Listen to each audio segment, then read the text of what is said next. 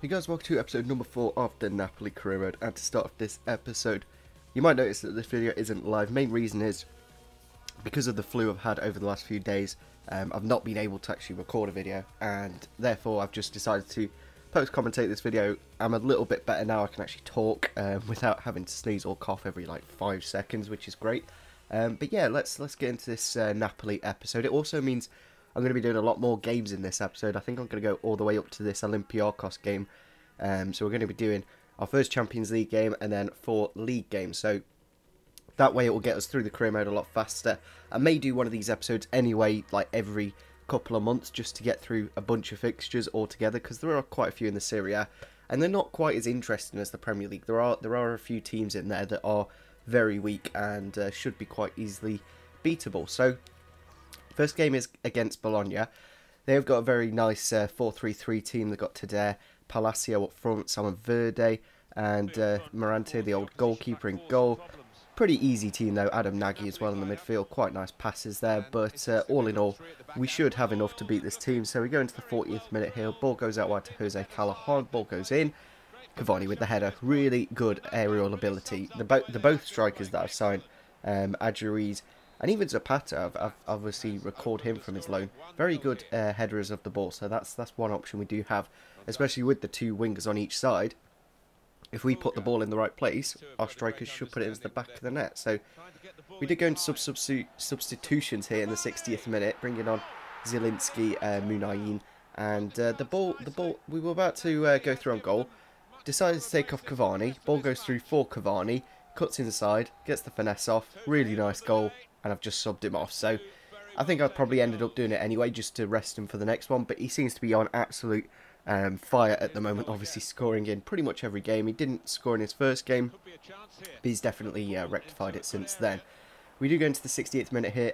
Raul Albion, the old centre-back, giving away the penalty there, and the former Inter Milan man Palacio steps up, goes to the right, and also the keeper does, and we save it. So that was kind of lucky.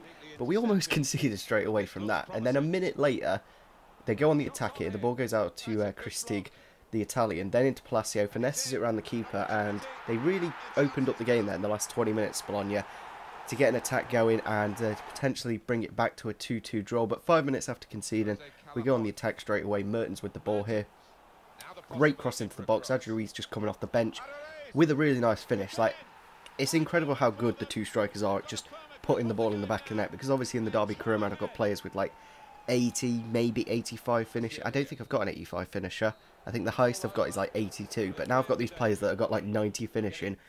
I'm finding it incredibly easy to put the ball in the back of the net. So yeah, 3-1 victory in our first game. I think we deserved it in the end. Bologna, a pretty easily beatable team, a lot of old players and quite a few youngsters in fairness. It's quite a nice transitioning squad. So we're about to go into our first Champions League game here against Copenhagen in the Champions League, of course. It is away from home in Denmark, so it'll be interesting to see how we do. They go on the attack here in the 40th minute. Ball goes onto the edge of the box, nutmeg to Santander, and he finds the back of the net with an absolute strike to make it 1-0 the game. And we were pretty much on the front foot for the first 40 minutes, but against the run and play, they did find the back of the net there, obviously, to get themselves into the lead going into the second half. So not exactly what we were looking for, but into the 66 here. Munayin just coming off the bench here. Does a nice turn, gets the ball into the box. Cavani is there, and just such a cool finish. He just had all the time in the world, and he did put it into the back of the net to make it 1-1. I'm really, really glad that I did end up doing what I did, and pretty much put all my eggs in one basket in Cavani. I could have maybe dispersed it a little bit better, but as you can see here, their keeper was insane in that last minute attack we had there. Cavani had 3 opportunities to put the ball in the back of the net, and unfortunately couldn't find it, and it is a 1-1 draw in our first game. And since we have got Real Madrid on our group, it's going to be very interesting to see where we finish, because ideally we need to be beating both Copenhagen and the other team in this group. I can't remember off the Olympiacos, of course. And Olympiacos aren't exactly the easiest team in the world. They're very good in the Greek league, of course. So because of the way the fixtures are falling, I think we play a bit of a rotation team in this Benevento game. Obviously a team that are newly promoted to the Serie A. They have got a few interesting players in their team though. But yeah, we put Adjuriz, Munayin and Dariwa in the midfield. I think we put someone in the defence as well. But they got Brignoli in goal. Obviously, the goalkeeper that did score from that corner. Ciceretti on the left. Cataldi, and that's about it. That's all I really know in that team. But still a couple of good, decent names in there. But we go into the 14th minute here. Adjuris with the strike off the post, and it's the man Mertens.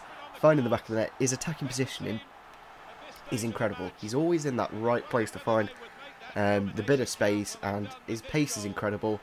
And he's just a great little player. And it's a real shame, but because he's turned 30, the game just immediately think, oh, he's going to go down in stats now. Probably not. This is probably the best Mertens has been in his career, and EA have decided to downgrade it. But we go into the second half here. We didn't really create too much in the first, but straight from kickoff, pretty much, Mertens with a nice run, a beautiful turn into Munayin, and he finds the back of the net. Another sign of that, I'm really, like, you look back at that deal, I'm really glad we got Munayin. I think he's a great little player to have, and play either side of the striker, and pretty young as well. I really would recommend Munayin on anyone's career mode. So yeah, on the attack here again, the two Spaniards linking up, and Adjuris finds the back of the net to kill off the game there in the 60th minute. Again, Adjuris, for a season, a very good signing indeed. Marco Rogge coming off the bench with a really nice run into the box, makes it 4, and I think that's where this game does end. I think 4-0 was where it ends up. So a very handsome victory in the end against a team we should be beating. So that's why I've made those rotation changes. That way in our next game, I believe against Lazio, I think, we should have a fully fit team and should have a real go at them. So that'll be really good to see. I'm really enjoying this 3-4-2-1. Obviously the formation that both Chelsea and Arsenal kind of play. I think on career mode itself it actually goes down as a 5 at the back, but it's essentially this formation. Marcos Alonso as well. All three of those Spaniards that we did sign have they've improved the team incredibly. And yeah, we're into the game against Lazio here. Obviously, Immobile, the big man for them. We have got a fully fit team, so that's good to see. I might take Raul Albion out though for Maximovic, though. I think that's the one change I did make. But yeah, looking at their team, they've got Radu, De Vries, Bastos, Parolo, Lucas Leiva, Nani, Milio Savic, and Felipe Anderson, and Luis Alberto and Immobile up front. It's a very interesting shape as well. It's like a bit of an arrow, and quite a few people up front, of course. And it'll be interesting to see how we do against the 3 at the back again. Like, sometimes we struggle and sometimes we do really well. First 20 minutes then, Mertens with the run, ball into the back post, and it's such an easy tap in for Lorenzo Insigne to get his first goal for this season. I've kind of not been too happy with him. I think he's one of the bigger players that I've not been too impressed with, but if he can get some goals, that would be absolutely fantastic. We find the ball into the edge of the box here for Mertens to make it 2-0 20 minutes later after scoring our first goal. Dries Mertens, incredible. Definitely would suggest him for a season or 2 on career mode. I think he'll do a perfectly fine job. It's just a real shame that EA have this mechanic where I think that mechanic should definitely be raised to like 34, 35, especially with the way quality of fitness is improving. They do get a goal back there 2 minutes after us scoring our second. It is Immobile, the man I was talking about before the game. Incredibly good player, of course. But we do get a corner here just 2 minutes later again. Callahan with the ball goes into the back post. Maximovic is there, but I believe it does actually go down as a De Vries own goal. But I don't get how you could class it as a De Vries own goal, but like if Maximovic didn't go for that, it just wouldn't have gone in the back of the net. But nevertheless, it's gone down as an own goal, and it's 3-1. So 2 minutes into the first half, and the AI have just kick-off glitched me. I've never ever had the AI kick-off glitch me before, but they just did it there. Immobile getting his second of the game and keeping the game alive, that's for sure. But straight from kick-off, we go on the attack here, and Insigne on the edge of the box with a beautiful finish, I must say. Didn't think he quite had that in the locker to score from that kind of distance, to make it 4-2 and to get us back into a comfortable position against a fellow rival. I think they're down in 9th, in fairness. We're in the top 3 at the moment, so league form not exactly doing too well for Lazio, but still obviously a very good team. Last 5 minutes then, we do bring on Adjuris and Munayin as always. Really nice roulette from Munayin, and he finds the back of the net to make it 5-2 and to kill off the game and to make sure we get the 3 points, especially away from home. I'm really glad that we did rest the team against Benevento, and I think that's what we're going to have to do throughout the season to make sure we win the big games against like the Juventuses, the Milans and the Lazios. We're going to have to rest up in either the Champions League or the other games. So we did almost concede there in the last minute. Callahan luckily nicking it off the line and keep it at 5-2. But Mertens was absolutely fantastic, and Munayin off the bench. Now, we have got an international management offer here, and the World Cup is at the end of this career mode. So let me know in the comment section down below. Do we accept an international management job? Would you like me to do Spain? I did England with the Euros. Would you like to see a different team, or would you like to see England again for the World Cup? Let me know in the comment section down below. So, into the next game. It is against Spal, who aren't exactly the toughest team in the world. And because we've got the game against Olympiacos in the Champions League, as I'm about to show now, I do make a few changes for this game because there's only a 2-day break, and we did draw that first game against Copenhagen. It's a kind of must-win game against Olympiacos to keep us in the running of the Champions League. So we go into the game against Spal.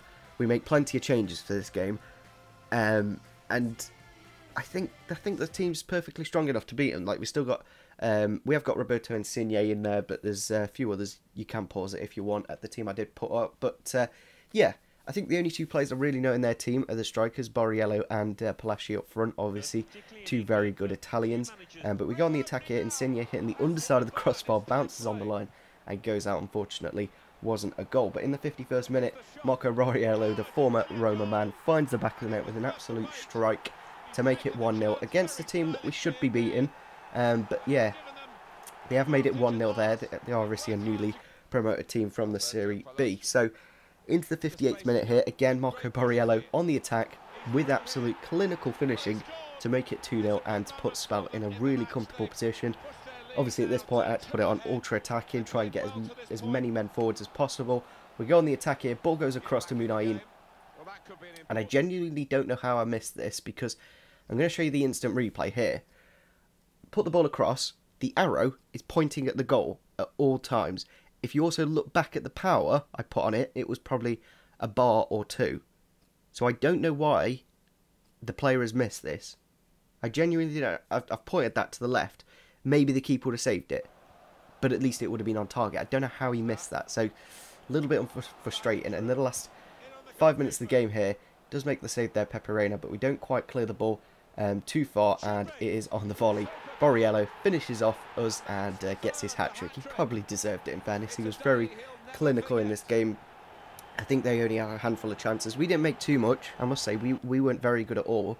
But because of these points we have dropped in the league, obviously we do get this goal. It was a pat. It was actually quite decent, in fairness. It was nice to give him a run out as well, see how he does. Actually quite decent. I was quite surprised at how good he was. But yeah, Borriello winning the game for Spal in a game that realistically we should have probably won, but like a couple of missed chances, that one hitting the underside of the crossbar and Munayin missing from close range. I wouldn't have minded a point, especially with the chances that we did make, but realistically we should have done a lot better. They only had 4 shots and managed to put 3 away. So we did get an injury to Adruiz in the last game, a broken toe, and he's going to be out for 2 months with a broken toe. I don't know how this is a real thing, because it can be, like, you can get injured by a broken toe, but all in all, most players play with a broken toe. But anyway, we do really need to win the next game against Olympiacos now that we have dropped those points in the league. If we did win the game, we would have actually gone joint top with Milan. So in a way, I'm kind of happy just to keep it more competitive and keep it more tight at the top. But obviously, with Juventus having that game in hand, they can go 4 points clear. So hopefully you guys did enjoy this episode. Leave a like rating if you did enjoy, and see you soon. Bye.